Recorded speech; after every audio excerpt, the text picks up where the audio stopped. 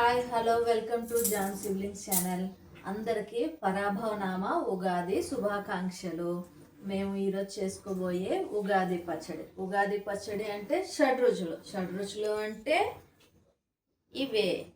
అందులో మొదటిగా తీపి కోసం బెల్లం, చింతపండు, ఉప్పు, మామిడికాయ, వేప పువ్వు, మిరపకాయ. ఇప్పుడు ఇవన్నిటినీ కలిపి ఉగాది పచ్చడిని తయారు చేసుకుందాం. ఉగాది పచ్చడి తయారు చేసుకుంటున్నాం. ఉగాది పచ్చడికి ముందుగా చిన్నగా తరుక్కున్న మామిడికాయ ముక్కలు. మామిడికాయ ఎందుకు అంటే తొలి పంట కాబట్టి వచ్చే మనకి ఇప్పుడు వేసవిలో అయినా కూడా తొలి చిగురు వేప కానీ చింత కానీ మిరప కానీ ఏదైనా కూడా తొలి పంట కాబట్టి మనం ఉగాదిని అన్ని షడ్రుచులు కలిపి తొలి ఉగాది పచ్చడిగా తయారు చేసుకుంటాం.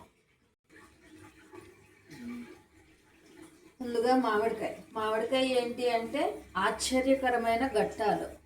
అంటే ఏదైనా మన లైఫ్లోనో ఒక అద్భుతం జరుగుతుంది అని. దాని తర్వాత ముందుగా తీపి అంటే సుఖానికి మధురానికి గుర్తుగా బెల్లాన్ని వేసుకుంటున్నాం.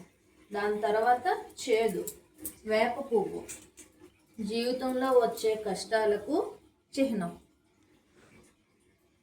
ఇప్పుడు వేప పువ్వును కూడా వేసుకుంటున్నాం. తర్వాత పులుపు చింతపండు కొత్త మలుపుకు ప్రతీకగా కొత్త చింతపండుని వేసుకుంటాం. కొంచెంగా కారం కూడా తొలి పంటే. సవాళ్ళని సూచిస్తుంది కారం.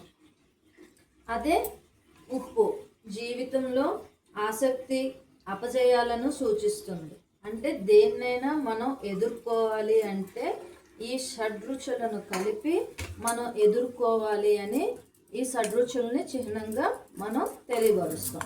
ఇప్పుడు దీన్ని మేము ఇక్కడ దేవుడి దగ్గర నైవేద్యంగా పెట్టి తింటాం. చాలామంది ఇందులో అరటిపండు పొట్నాల పప్పు కొబ్బరి వేస్తారు. మేము మాత్రం ఉగాది పచ్చడి అంటే షడ్రుచులతో కలిపి ఇదే విధంగా చేసుకొని దేవుడి దగ్గర నైవేద్యంగా పెట్టుకుంటాం. బాయ్.